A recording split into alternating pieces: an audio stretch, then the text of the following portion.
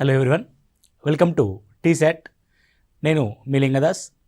టీశాట్ వారు అందిస్తున్న పోటీ పరీక్షలకి ప్రత్యేకంగా ప్రిపేర్ అవుతున్న అభ్యర్థుల కోసం ప్యూర్ మ్యాథ్స్ అనే సిలబస్లో భాగంగా మనము శ్రేణులు అనే టాపిక్ని చూస్తున్నాం. సో శ్రేణి అనగా లేదంటే శ్రేణి అనగా ఏంటి అంటే శ్రేణి వేరు, శ్రేణి వేరు. శ్రేణి అనగా సిరీస్ అని అంటాం. సో దాన్ని శ్రేణిగా చూస్తాం మనం. ఇది శ్రేణి, దీన్ని మనం సిరీస్ అని అంటాం. మీరు జనరల్గా పోటీ పరీక్షలో ప్రిపేర్ అయ్యేటప్పుడు ఆల్ఫాబెటికల్ సిరీస్, న్యూమరికల్ సిరీస్ అని రకరకాల లాజికల్తో మనము శ్రేణుల్ని ఏర్పాటు చేస్తూ ఉంటాం. ఫర్ ఎగ్జాంపుల్ ఇది ఒక శ్రేణి. ఫర్ ఎగ్జాంపుల్ 1, 3, 7, 13 ఇలా ఒక శ్రేణి ఇది. అసలు ఈ శ్రేణి అని ఏమంటున్నాము అని అంటే ఒక నిర్దిష్టమైన ఆర్డర్ని ఫాలో అవుతూ వెళ్తుంది. చూడండి, ఇది 1 + 2 3 పెరిగింది. ఎంత పెరిగింది అనేది 1 + 2 3 పెరిగింది. 3 + 4 7 పెరిగింది. 7 + 6 13 పెరిగింది. 13 + 8 21 అవుద్ది. తర్వాత 11 పెరుగుద్ది. దీన్ని శ్రేణి అని అంటాం. ఒక నిర్దిష్ట క్రమంలో పెరగడం కానీ, తగ్గడం కానీ, మల్టిప్లికేషన్లో ఉండడం కానీ ఇలాంటి వాటన్నింటి ఏమంటారంటే శ్రేణులు అని అంటాం. మరి దెన్ శ్రేణి అంటే ఏంటి? దీన్ని ప్రోగ్రెషన్ అని చూస్తాం మనం.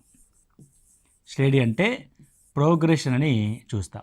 మీరు ఇక్కడ గమనించండి, పైనున్న శ్రేణిలో 1 నుంచి 3కి 2 పెరిగితే 3 నుంచి 7కి 4 పెరిగింది. 7 నుంచి 13కి 6 పెరిగింది. 13 నుంచి 21కి 8 పెరిగింది. అంటే ఒక క్రమాన్ని పాటిస్తున్నప్పటికీ కూడా సమానమైన సంఖ్య పెరగట్లేదు. ఒకవేళ ఇక్కడ 2 పెరిగి ఇక్కడ కూడా 2 పెరిగితే, ఇక్కడ కూడా 2 పెరిగితే, ఇక్కడ కూడా 2 పెరిగితే, అంటే ఒక నిర్దిష్టమైన క్రమంలో పెరుగుతూ ఉన్న సంఖ్యల క్రమాన్ని ఏమంటామంటే శ్రేణి అని అంటాం. So for example same example మనం మాడిఫై చేస్తే 1 + 2 3, 3 + 2 5, 5 + 2 7, 7 + 2 9, 9 + 2 11. దీన్ని మనం ఏమంటారంటే శ్రేణి అని అంటాం. సో ఇక్కడ చూడండి, 1 + 2 3, 3 + 2 5, 5 + 2 7, 7 + 2 9, 9 + 2 11, 11 + 2 13. ఆ విధంగా నిర్దిష్టమైన క్రమంలో పెరుగుతూ వెళ్తున్న ఈ వరుస క్రమాన్ని ఏమంటారంటే శ్రేణి అని అంటాం. పర్టికులర్గా శ్రేణుల్లో రకాలని కనుక మనం గమనిస్తే ఇది నిర్దిష్టమైన క్రమం పెరుగుతూ వెళ్తూ ఉంది, లేదంటే నిర్దిష్టమైన క్రమం తగ్గుతూ వెళ్తూ ఉంటే అంటే ఇక్కడ యాడిషన్ అనేది చూడబడుతుంది. కాబట్టి ఇలాంటి వాటిని ఏమంటారంటే అంకశ్రేణి అని అంటాం. మనం ఏమంటాం వీటిని? అంకశ్రేణి, అర్థమెటిక్ ప్రోగ్రెషన్గా మనం చూస్తాం. It's indicates with AP, right అండి. ఇప్పుడు ఫర్ ఎగ్జాంపుల్ ఇదే క్వశ్చన్ ఉందనుకోండి ఇలా. సో 1 ఉంది, 2, 4, 8, 16, 32, 64 సో ఆన్. సో ఇక్కడ ఏం జరుగుతుంది అని అంటే ఇది 1 2s 2, ఇది 2 2s 4, ఇది 4 2s 8, ఇది 8 2s 16, ఇది 16 2s 32, ఇది 32 2s 64. అంటే నిర్దిష్టమైన క్రమంలో అది హెచ్చువేయబడుతుంది, గుణించబడుతుంది. అంటే ప్రతి సంఖ్య దాని తర్వాతి సంఖ్య కోసం 2 చేత గుణించబడుతుంది. ఇలాంటి శ్రేణుల్ని మనం ఏమంటారంటే గుణశ్రేణి అని అంటాం. ఏమంటాం వీటిని? గుణశ్రేణి అని తీసుకోవడం జరుగుద్ది. దీన్ని జీపీ అని అంటారు, geometrical progression. Geometrical progression, okay. So మనకి జామెట్రికల్ ప్రోగ్రెషన్ పైన అండ్ అర్థమెటికల్ ప్రోగ్రెషన్ పైన ఒక నానుడి, ఒక సామెత ఉంటుంది, మీరు వినే ఉంటారు. ఏమంటే ఒక దేశం యొక్క ఆదాయం అనేది అంకశ్రేణిలో పెరుగుతూ ఉంటే జనాభా మాత్రం గుణశ్రేణిలో పెరుగుతూ ఉంది. అది మనం ఎప్పటికీ అందుకోలేని నిర్దిష్టమైన దాన్ని దూరాన్ని మెయింటైన్ చేస్తూ ఉంది అంటాం. సో ఒక వ్యక్తి ఉన్నప్పుడు ₹1 సంపాదించేవాడు, వాడిద్దరైతే ₹3 సంపాదించేవాడు, వాళ్ళ నలుగురైతే ₹5, 8 అయితే 7. చూడండి, నీకు ఆదాయం తగ్గిపోయి మనుషులు ఏమయ్యారు? 8 మంది అయ్యారు. తర్వాత 16 అయితే 9 అయింది, 32 అయితే 11 అయింది. అంటే అలా అంకశ్రేణికి మరియు గుణశ్రేణికి మధ్యలో ఆ నిర్దిష్టమైన క్రమాన్ని కనుక పరిశీలించినట్లయితే గుణశ్రేణి వేగంగా వృద్ధి చెందుతూ వస్తుంది, అంకశ్రేణి మాత్రం స్థిరమైన మార్గంలో వృద్ధి చెందుతూ వస్తుంది. సో దీన్ని అంకశ్రేణి మరియు గుణశ్రేణి అని అంటారు. సో ప్రస్తుతం ఉన్న పోటీ పరీక్షల సిలబస్లో భాగంగా మనకి అంకశ్రేణి మరియు గుణశ్రేణి అనే 2 సిలబస్లు మాత్రమే ఉన్నాయి. అయితే మూడవది కూడా ఉంటుంది, కాకపోతే ఇది మనకి ప్రజెంట్ సిలబస్లో లేనిది. దాన్ని ఏమంటారంటే హరాత్మక శ్రేణిగా పేర్కొంటారు. What it is called? హరాత్మక శ్రేణి, హార్మోనిక్ ప్రోగ్రెషన్గా మనం పేర్కొంటాం, హెచ్పిగా మనం పేర్కొనడం జరుగుద్ది. సో ఏంటి హార్మోనిక్ ప్రోగ్రెషన్ అని అంటే, సో ఏదైతే అంకశ్రేణి ఉందో అంకశ్రేణిలోని పదాల యొక్క విలోమాలని మనము హరాత్మక శ్రేణిగా పేర్కొనడం జరుగుద్ది. ఫర్ ఎగ్జాంపుల్ 1, 1/3, 1/5, 1/7, 1/9, 1/11 దీన్ని మనము హరాత్మక శ్రేణిగా పేర్కొంటాం. అంటే హారంలో మాత్రమే అంకశ్రేణిని నిర్దిష్ట క్రమంలో అంటే అంకశ్రేణిని కలిగి ఉంటుంది, న్యూమరేటర్ మాత్రం ఒక స్థిరమైన సంఖ్యని కలిగి ఉంటుంది. దీన్ని హరాత్మక శ్రేణి, హార్మోనిక్ ప్రోగ్రెషన్గా పేర్కొంటాం. But it's not necessary for the present scenario of the competitive examinations. మనకు ఓన్లీ అంకశ్రేణి మరియు గుణశ్రేణి మాత్రమే ఉంది. సో ఇప్పుడు ఒక్కొక్క దాన్ని మనము సీరియస్గా అంటే పరిశీలించినట్లయితే, అంకశ్రేణిని కనుక మనం చూసినట్లయితే, అంకశ్రేణి రైట్. సో అంకశ్రేణి ఏ విధంగా జరుగుతోంది అని అంటే, ఇది మొదటి పదం టర్మ్ 1. ఓకే, మొదటి పదం కాబట్టి ఏతో మొదలు పెడదాం. ఏకి ఒక నిర్దిష్టమైన సంఖ్యని కలిపాం, రెండో సంఖ్య ఏర్పడింది. మరొక నిర్దిష్టమైన సంఖ్యని కలిపాం, మూడో సంఖ్య ఏర్పడింది. అంటే ఫర్ ఎగ్జాంపుల్ మొదటి పదం ఏ అంటాం. సో ఇది ఫస్ట్ టర్మ్, మొదటి పదం. ఇది మొదటి పదం ఏ అని అంటాం. ఓకే, సో ఏకి ఒక నిర్దిష్టమైన సంఖ్యని పెంచడము. ఓకే, సో అది ఏ విధంగా పెంచుతున్నాం అంటే, నువ్వు సరిగ్గా గమనించినట్లయితే 3కి 1కి డిఫరెన్స్ ఎంత ఉంది? 2. 5కి 3కి డిఫరెన్స్ ఎంత ఉంది? 2. 7కి 5కి డిఫరెన్స్ ఎంత ఉంది? 2. 9కి 7కి డిఫరెన్స్ ఎంత ఉంది? 2. 11కి 9కి డిఫరెన్స్ ఎంత ఉంది? 2. అంటే నిర్దిష్టమైన డిఫరెన్స్ అంటున్నాం మనం దాన్ని. So that is called common డిఫరెన్స్గా పేర్కొనడం జరుగుద్ది. అంటే దాన్ని సామాన్య భేదము అని అంటారు. రెండో టర్మినాలజీలో భాగంగా చూస్తే దీన్ని కామన్ డిఫరెన్స్ అంటాము, దీన్ని సామాన్య భేదంగా పేర్కొనడం జరుగుద్ది. ఏమంటారు దీన్ని? సామాన్య భేదము అని అంటాం. డిఫరెన్స్ అంటే డి కాబట్టి.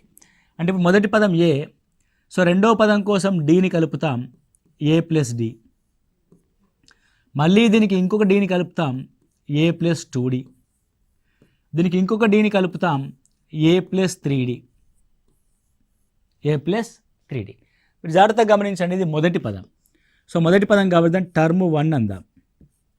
So term 1 is equal to A, term 2 is equal to A plus D.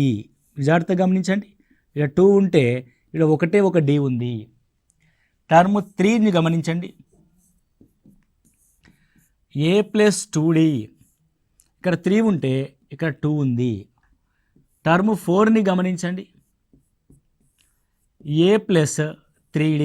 అంటే ఎన్నవ పదం అది? 4th పదం. సో ఎన్ని డీలు యాడ్ చేసినావు నువ్వు? 3 డీలు యాడ్ చేసినావు. సో ఫర్ ఎగ్జాంపుల్ ఒకవేళ అది nth టర్మ్ అనుకోండి, tn. సో ఏకి ఎన్ని డీలు యాడ్ చేయాలి? 4లోంచి ఒకటి తక్కువ 3d యాడ్ చేసినావు, 3లోంచి ఒకటి తక్కువ 2d యాడ్ చేసినావు, 2లోంచి ఒకటి తక్కువ 1d యాడ్ చేసినావు, nలోంచి ఒకటి తక్కువ n-1d యాడ్ చేయాలి. So that is term n is equal to A plus n-1 into d అంటాం మనం దీన్ని. ఏమంటారండి? Term n is equal to A plus n-1 into d. ఏదైనా ఒక అంక శ్రేణిలోని nth టర్మ్ అని పేర్కొనడం జరుగుతుంది, nth term. Okay right. So ఈ విధంగా మనము రాస్తూ వెళ్తున్నాం, ఏ ప్లస్ n-1 ఇంటూ డి అవుతుంది. ఏ ప్లస్ n-1 ఇంటూ డి అవుతుంది. మీకు ఇక్కడ జాగ్రత్తగా గమనించండి, ఒకవేళ ఈ పదాల మొత్తాలని కనుక మనం యాడ్ చేయాల్సి వస్తే ఏమవుతుందో ఒకసారి చూద్దాం. సో మొదటి పదం ఏంటి? ఏ. రెండవ పదం ఏంటి? A plus D. మూడవ పదం ఏంటి? A plus 2d. సో నాలుగవ పదం ఏంటి? A plus 3d plus so on A plus ND. ఇది మనకు కావాల్సిన ఒక అర్థమెటిక్ ప్రోగ్రెషన్గా మనం చూస్తాం. It's a arithmetic progression. That is a given arithmetic progression was a plus d, a plus 2d, a plus 3d and a plus nd మనం పేర్కొంటాం. So ఇది a plus nd అనకుండా a plus n minus 1d అంటాం, ఎందుకంటే nth term అనేది a plus n minus 1dగా చూస్తాం కాబట్టి. ఇప్పుడు మీరు గమనించే వీటన్నిటిని యాడ్ చేస్తుంటే ఫస్ట్ ఏ, సెకండ్ ఏ, థర్డ్ ఏ, ఫోర్త్ ఏ, nth ఏ, మొత్తం ఎన్ని ఏలు ఉన్నాయి? ఎన్ని ఏలు ఉన్నాయి అంతే కదా. అన్ని ఏలని మనం ఇక్కడ రాసేసాం. అండ్ ఎన్ని డీలు ఉన్నాయి? So 1d plus 2d plus 3d plus n minus 1d అంటే 1 2 3 4 అప్ టు n మైనస్ 1 యొక్క మొత్తము. ఇది మొదటి n సహజ సంఖ్యల యొక్క మొత్తానికి ఫార్ములాగా మనం చూస్తాం. మొదటి n సహజ సంఖ్యల యొక్క మొత్తానికి ఫార్ములా ఏమవుద్దంటే n into n minus 1 into n into అంటే n అంటే n మైనస్ 1 ఉంది. సో n ప్లస్ 1 అంటే n బై 2 అవుతుంది. So that is n into n minus 1 by 2 into d పదాలు ఉన్నాయి. అక్కడ ఎన్ని పదాలు ఉన్నాయండి? n into n minus 1 into d పదాలు ఉన్నాయి. So n into n minus 1 into d by 2 పదాలు ఇక్కడ ఉండడం జరిగింది. సో అన్నిట్లో ఏంది కామన్ ఉంది? So n and n common ఉంది కాబట్టి n కామన్ తీస్తే so n by 2 into A plus okay. So A A A A A మొత్తం ఎన్ని ఏలు ఉన్నాయి మనకి? ఇక్కడ ఒక ఏ ఉంది. సో 2ని 2 కామన్ తీయడానికి ముందు 2ని యాడ్ మల్టిప్లై చేస్తే ఏమవుతుంది? 2a అవుతుంది. That is 2a plus n minus 1 into d అవుతుంది. This is some of n terms in arithmetic progression. Okay, ఇంత డీటెయిల్గా మేము అవసరం లేదు, జస్ట్ ఫార్ములాని మీరు ఐడెంటిఫై చేయగలిగితే చాలు. So what is the sum of n అంటే ఒక అంక శ్రేణిలోని n పదాల మొత్తం ఎంత అని మనం గమనించినట్లయితే n by 2 into 2a plus n minus 1 into d that is equal to some of n. So దీన్నే మనము ఇంకొక రకంగా రాస్తే 2a అంటే a plus n minus 1 into d that is equal to some of n. ఏ అంటే మొదటి పదం, a plus n minus 1 into d అంటే చివరి పదం, లాస్ట్ పదంగా మనం రాస్తాం. కాబట్టి దీన్ని ఏమని రాయొచ్చు? n బై 2 ఇంటూ ఏ మొదటి పదం, l లాస్ట్ పదం దట్ ఈజ్ ఈక్వల్ టు snగా మనం పేర్కొంటాము. సో ఏదైనా ఒక అంక శ్రేణిలో మొదటి పదం మరియు చివరి పదం తెలిసిందనుకోండి, మనం సమ్ ఆఫ్ n టర్మ్స్ని ఈజీగా మనం రాయగలుగుతాము. That is n into A plus l by 2గా మనం రాస్తాం. Okay right. సో మనకి దీని మీద క్వశ్చనింగ్ ఏ విధంగా ఉండడానికి అవకాశం ఉంటుంది అని ఒకసారి చూస్తే 5 9 13 సో ఆన్లో 10వ పదము ఎంత? ఏమంటారండి? 10వ పదము ఎంత అని అడుగుతున్నాడు. సో ఏం రాసాం మనం? 5 9 13లో 10th టర్మ్ అంటున్నాడు. ఫస్ట్ నువ్వు గమనించాల్సింది 5 9 13 ఇందులో ఇది అంక శ్రేణిలో ఉందా లేదా గమనించాలి. So +4 how much increased? +4 అంటే every time it was increased by +4. 10th term కాబట్టి T10 ఈజ్ ఈక్వల్ టు ఏమని రాస్తాం మనము? A plus n minus 1 into డీలో n ప్లేస్లో 10 పెడతాం, ఏ ప్లేస్లో 5 పెడతాం, డి ప్లేస్లో 4 ఇస్తాం. So that is equal to T10 is equal to A ప్లేస్లో 5, n మైనస్ 1 అంటే 9 ఇంటూ డి అంటే 4, 9 4 36, 36 plus 5 that is 41. So what is the value of term 10? The term 10 value is 41. Term 10 value ఎంత? Term 10 value 41. So ఇదే క్వశ్చన్లో మనం ఏమడగవచ్చు అని అంటే what is the nth term అంటాడు. What is the nth term అంటాడు. అంటే ఈ క్వశ్చన్లో nth టర్మ్ యొక్క మనం ఫార్మేషన్ చేయాల్సి ఉంటుంది. So Tn is equal to A plus n minus 1 into D. So what about A? It's A 5 plus n minus 1 into what about D? 4. That is equal to 5 plus 4n minus 4 that is equal to 4n plus 1. So ఏంటి nth term 4n plus 1 ఫామ్లో ఉంది. నువ్వు కావాలంటే ఒక్కసారి దీన్ని సునిశ్చితంగా పరిశీలించండి. 4 1s 4 plus 1, 4 2s 8 plus 1, 4 3s 12 plus 1, 4 10s 40 plus 1. అంటే ఏ ఫామ్లోకి వచ్చింది అది 4 into n ప్లస్ 1 ఫామ్లోకి వచ్చింది. కాబట్టి ఈ విధంగా క్వశ్చనింగ్ చేయడానికి అవకాశం ఉంటుంది. So how is the nth term in which form of the nth term in the given AP. ఇవ్వబడిన అంక శ్రేణిలో nth టర్మ్ యొక్క రూపం ఏ విధంగా ఉంటుంది అని మనం అడగడానికి అవకాశం అనేది ఉంటుంది. రైట్. సో ఇదే క్వశ్చన్లో మనల్ని ఏమడగొచ్చు ఇంకా అని అంటే 10 పదాల మొత్తం ఎంత అంటాడు. సో సమ్ ఆఫ్ 10 టర్మ్స్ 10 పదాల యొక్క మొత్తము ఎంత అని అడుగుతాడండి. సో సమ్ ఆఫ్ 10 టర్మ్స్ అంటే S10 అని రాస్తాం మనం. సమ్ ఆఫ్ 10 అంటే n వాల్యూ 10 తీసుకోవాలి అని.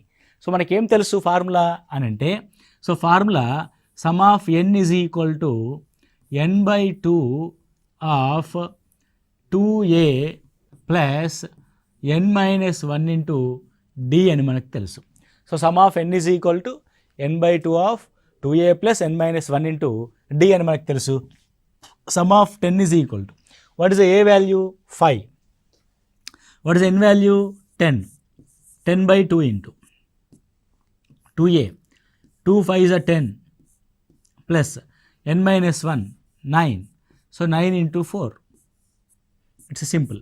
So 2 5s 10, 5 off, 9 4s 36 plus 10 46. So 5 into 46, 5 6 30, 5 4s 20, 230. The sum of n terms is equal to 230 in the given thing. Okay, ఇవ్వబడిన అంక శ్రేణిలో అంకెల యొక్క మొత్తం ఎంత 230 అవుతుంది. ఓకే, సో దీన్ని ఇంకొంచెం మనము సింప్లిఫై చేసి కూడా ఆలోచించవచ్చు. ఏమని ఆలోచిస్తాము, నీకు 10th టర్మ్ కనుక తెలిస్తే మొత్తం 10 టర్మ్స్ కాబట్టి 10 into last term and first term of average మనం తీసుకుంటాము 41 ప్లస్ 5/2 డైరెక్ట్ షార్ట్ కట్ ఇది. So 10 into 46/2, it's 23. Answer will be 230. What is answer? 230 is the answer. Okay, so ఈ విధంగా మనకి సో ఒక అంకశ్రేణి ఇచ్చి అంకశ్రేణిలో సామాన్య భేదాన్ని కనుగొనవచ్చు, మొదటి పదాన్ని కనుగొనవచ్చు, nth టర్మ్ని కనుగొనవచ్చు, సమ్ ఆఫ్ n టర్మ్స్ని కూడా మనకు కనుగొనవచ్చు. ఓకే, సో నెక్స్ట్ వన్ ఇంకొకటి చూద్దాం. So for example the question in AP arithmetic ప్రోగ్రెషన్లో అంకశ్రేణిలో a is equal to 7, d is equal to -2 అయినా, d ఈజ్ ఈక్వల్ టు -2 అయినా 12వ పదం ఎంత? 12వ పదము ఎంత అంటే సింపుల్గా మనకేమిచ్చాడు, మొదటి పదం ఇచ్చాడు, సామాన్య భేదము -2 అన్నాడు. That means what is the mean by the common difference is -2 అంటే అది స్థిరంగా తగ్గుతున్న శ్రేణి అని అర్థం. +4 ఉంటేనేమో అది పెరుగుతున్న శ్రేణి, సామాన్య భేదం నెగిటివ్లో ఉంటుంది, తగ్గుతున్న శ్రేణిగా మనం చూస్తాం. సో ఫస్ట్ థింగ్ 7, 7లోంచి 2 తగ్గితే 5, 5లోంచి 2 తగ్గితే 3, 3లోంచి 2 తగ్గితే 1, 1లోంచి 2 తగ్గితే -1. అలా మనకి ముందుకెళ్తూ ఉంటుంది ఆ శ్రేణి. అందులో మనకేం కావాలి, T12 కావాలి. So T12 is equal to a plus 11 into d, simple. So what is the a here? The a value will be 7. 7 plus 11 into -2, that is 7 minus 22, that is equal to -15. What is that value? -15 is the value. Kabatti 12th term T12 is equal to how much? -15.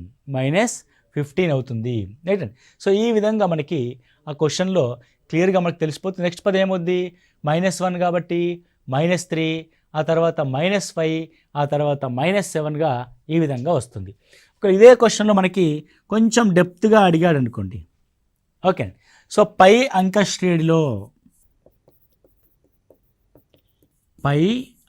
శ్రేణిలో ఎన్ని పదాల మొత్తము 0 అగును? ఎన్ని పదాల మొత్తము 0 అంటే ఎన్ని పదాలని తీసుకొని వాటిని ఒకదాంతో ఒకటి యాడ్ చేస్తూ వెళ్తే ఆ పదాల మొత్తం శూన్యం అవుతుంది అని అడుగుతున్నాడు క్వశ్చన్. సో మనం ఇందులో ఏ ఈజ్ ఈక్వల్ టు ఎంత 7, డి ఈజ్ ఈక్వల్ టు ఎంత -2, ఎన్ ఈజ్ ఈక్వల్ టు ఎంత we don't know, we need to find that N value, ఎన్ని పదాల మొత్తము అన్నాడు. But SN is equal to ఎంత, the sum of N terms is equal to 0. Okay right. ఇక్కడ మనం గమనించినట్లయితే so what is the SN formula, that SN is equal to n/2 into 2a plus n-1 into d, 2a plus n-1 into d. So n value మనకు తెలియదు కాబట్టి n as it is అలాగే ఉంచుకుందాం, that is n/2. 2a అంటే 2 into 7 plus n value మనకు తెలియదు కాబట్టి n అలాగే ఉంచుకుందాం, and it is -2, that is equal to 0. Okay so 2ని అవతలకు పంపిస్తే 0 అయిపోతుంది. అదేవిధంగా n ఇక్కడ బయట రాస్తే n ఇంటూ 14 -2, సో 14 అంటే -2n, minus into minus plus 2, that is equal to 0, right. Just you observe, when n goes to the outside, that is also 0, you will get 14 plus 2, 16 minus 2n is equal to 0. Now that 2n is equal to 16, n is equal to 8. So ఎన్ని పదాలను తీసుకుంటే శూన్యం అవుతుంది, 8 పదాలను తీసుకుంటే ఆ value మనకి ఏమవుతుందంటే శూన్యం అవుతుంది. ఓకే ఎప్పుడు శూన్యం అవుతుంది. నువ్వు జాగ్రత్తగా గమనించిన అనుకోండి. So what is the formula, ఎప్పుడు శూన్యం అవుతుందని నువ్వు చెప్పగలుగుతావు, రైట్. ఒకసారి అబ్జర్వ్ చేయండి, ఇది ఏ ప్లేస్, ఇది ఏ ప్లేస్ n-1 ఇంటూ డీగా మనం రాసాం. ఒకవేళ ఈ పదం మొత్తం ఏదైతే ఉందో అది 0 అయింది అనుకోండి, 0 ఇంటూ సంథింగ్ 0 అవుద్ది. అంటే అర్థమైంది ఇక్కడ ఏ ప్లస్ n-1 ఇంటూ డి ఒకదానితో ఒకటి వ్యతిరేకంగా ఉండాలి. అంటే మొదటి పదం 7 అయింది, so A is equal to 7. Okay the term n is equal to -7 అయింది అనుకోండి, ఆ nth పదమే మనకు కావాల్సిన కంప్లీట్గా పదం అవుతుంది, రైట్ అండి. సో ఎన్నో పదము -7 అంటే ఈ కాన్సిక్వెన్స్లో మనం ఏం కనుక్కోవాల్సి ఉంటుంది. సో కంప్లీట్గా ఇంత చేయాల్సిన అవసరం లేదు. మనం ఓన్లీ 0 అవ్వాలి అని అంటే మొదటి పదానికి దాని నెగిటివ్ నెంబర్ కలిపితే అది 0 అవుతుంది. కాబట్టి సో మొదటి పదం 7, the last term we need to find as a -7 which is the term. So simple, that is 7 plus n-1 into -2 is equal to -7. Whether 7 now go to the outside, it will be n-1 of -2 is equal to -14, minus cancel, 2 7s, that n is equal to 8. కాబట్టి 8వ పదం మనకు కావాల్సిన ఆ పదాల మొత్తాన్ని ఏం చేస్తుంది, శూన్యాన్ని చేస్తుంది. కావాల్సిందని ఏం చేస్తుంది, శూన్యాన్ని చేస్తుంది. అంటే ఎప్పుడైనా సరే ఇవ్వబడిన పదాల మొత్తము 0 అయింది అని అంటే అర్థం అక్కడ మొదటి పదము మనం తీసుకుంటున్న చివరి పదములు ఒకదానితో ఒకటి నెగిటివ్ గుర్తుల్ని కలిగి ఉంటాయి, అంటే సంకలన విలోమాన్ని కలిగి ఉంటాయని మనం ఇక్కడ రాయాల్సి ఉంటుంది. ఓకే సో ఇది మనం చూడాల్సిన సమ్ ఆఫ్ n టర్మ్స్లో ఉన్న అంశం. So some of the questions మనకి ఏ విధంగా అడిగే ఛాన్స్ ఉంది అని అంటే, టర్మ్ 5 is equal to 17 అయితే, టర్మ్ 10 is equal to 32 అయితే టర్మ్ 15 ఎంత అంటాడు. Okay in arithmetic progression term 5 is equal to 17, term 10 is equal to 32, then term 15 ఎంత అని అడగడం జరుగుతుంది. సో ఇక్కడ అబ్జర్వ్ చేయాల్సింది ఏంది, టర్మ్ 5 17 అంటున్నాడు, టర్మ్ 10 32 అంటున్నాడు, దెన్ టర్మ్ 15. యాక్చువల్గా జనరల్గా మనం ఏం చేస్తామంటే term 5 is equal to a plus 4d అని రాస్తాం, that is equal to 17. Term 10 అంటే ఏమని రాస్తాము, a plus 9d is equal to 32 అని రాస్తాం. You just observe a as a same, but when 4D ప్లేస్లో 9D రావడం వల్ల 17 కాస్త 32 అయింది. అంటే ఎన్ని డీలు ఇంక్రీజ్ అయినాయి? 5Dలు ఇంక్రీజ్ అయినాయి. 5Dలు ఇంక్రీజ్ అయితే సంఖ్యలో ఇంక్రీజ్ అయిన పార్ట్ 15గా మనం చూడొచ్చు. ఇక్కడ 17కి 32కి 15 డిఫరెన్స్ కాబట్టి. అంటే D వాల్యూ ఎంత వచ్చింది? ఇక్కడ 3 వచ్చింది. D ఈజ్ 3 అంటే D వాల్యూ ఎంత? 3. ఇప్పుడు D వాల్యూ 3 నుంచి మనము ఏ వాల్యూ కూడా రాయొచ్చు కదండి. సో ఏ వాల్యూ రాస్తే so term 5 is equal to A plus 4 3s are 12 is equal to 17. Then A is equal to 5. A is equal to ఎంత? 5. కాబట్టి టర్మ్ 5 అండ్ టర్మ్ 7 నుంచి మనం కనుక్కున్న అంశం మొదటి పదం 5, కామన్ డిఫరెన్స్ 3. మనం కనుక్కోవాల్సిన పదం T15 ఎంత అని కనుక్కోవాలి. A ప్లస్ 14D అని మనం కనుక్కోవాలి. ఏ వాల్యూ ఎంత? 5 plus 14 3s 5 plus 10 3s 30, 14 3s 12, it could be 47. So what is the value? 47గా మనం దాన్ని చూస్తాం. అంటే సో టర్మ్ 15ని కనుక్కోవాలంటే ఏని రాయాలి? అండ్ Dని రాయాలి, దాని నుంచి T15 రాయాలి. అలా కాకుండా నాకు ఇక్కడ ఒక లాజిక్ అనేది కనబడతా ఉంది. ఏంట లాజిక్ అనేది ఒకసారి చూద్దాం మనం. సో టర్మ్ 5 నుంచి టర్మ్ 10కి 5 పదాల గ్యాప్ ఉంది. టర్మ్ 10 నుంచి టర్మ్ 15కి కూడా 5 పదాల గ్యాబే ఉంది. అంటే చూడండి 5 10 15 they are in the order. So ఏదైతే ఆర్డర్లో ఉన్నప్పుడు ఆ పదము ఎంత పెరిగింది? 15 పెరిగింది. ఇక్కడికి కూడా 15 పెరుగుద్ది. So directly we answer that 32 plus 15 that is equal to 47. ఇదంతా మనం చేయాల్సిన అవసరం లేదు. ఎప్పుడవుతుంది మనకది? సో ఎప్పుడైతే 5 నుంచి 10కి 10 నుంచి 15కి ఒకే వేరియేషన్ ఉందో పదాల మధ్య సంఖ్యలో, అలాంటప్పుడు ఇది ఆలోచిస్తాం. అలా కాకుండా ఇంకొంచెం డెప్త్గా ఆలోచిస్తే 5 ఉంది, 17 ఉంది. సో 5కి 17కి ఏమైనా సంబంధం ఉందేమో గమనించాలి. సో 5కి 17కి సంబంధం ఏంటంటే 5 3s 15 ప్లస్ 2. అంటే ఈ సంఖ్య ఈ 5 యొక్క ఏదైనా మల్టిప్లికేషన్కి దగ్గరలో ఉందా అని చూస్తాం. అదేవిధంగా 10ని కూడా సేమ్ రూల్ అప్లై చేస్తుందా లేదా చూస్తాం. సో 10 కాబట్టి ఇది 5 కాబట్టి 5 3s 15 అన్నాం. ఇది 10 కాబట్టి 10 3s 30 అందాం ప్లస్ 2. అంటే it is n into 3 plus 2గా మనం గమనిస్తున్నాం. అంటే మనం చూడాలి, అబ్జర్వ్ చేస్తే మనకు ఆ పాయింట్ వస్తుంది. లేదంటే ఎగ్జామినేషన్ హాల్లో ఏదో 10th క్లాస్ పిల్లాడిగా డిస్క్రిప్టివ్ రాసినట్టు ఒక 2-3 నిమిషాలు ఇదంతా రాసుకొని చేయాల్సి వస్తుంది. అలా కాకుండా సునిశ్చితంగా పరిశీలిస్తే సో 15th టర్మ్ కూడా రాసినాం అనుకోండి. 15 3s 45 plus 2 is equal to 47. Okay, అంటే the given arithmetic progression in the form of Tn that is 10 into 3 plus 2 ఎందులో ఉన్నది? 3n ప్లస్ 2 ఫామ్లో ఉంది అని గమనించాలి. So any arithmetic progression can form the same thing. అంటే ఇలా ఒక నిర్దిష్టమైన రూపాన్ని కలిగి ఉంటుంది. రైట్. సో ఇలాంటి ఇంట్రెస్టింగ్ క్వశ్చన్స్ అన్నీ కూడా మనం మళ్ళీ నెక్స్ట్ క్లాస్లో చూద్దాం. Okay, thank you. All the best.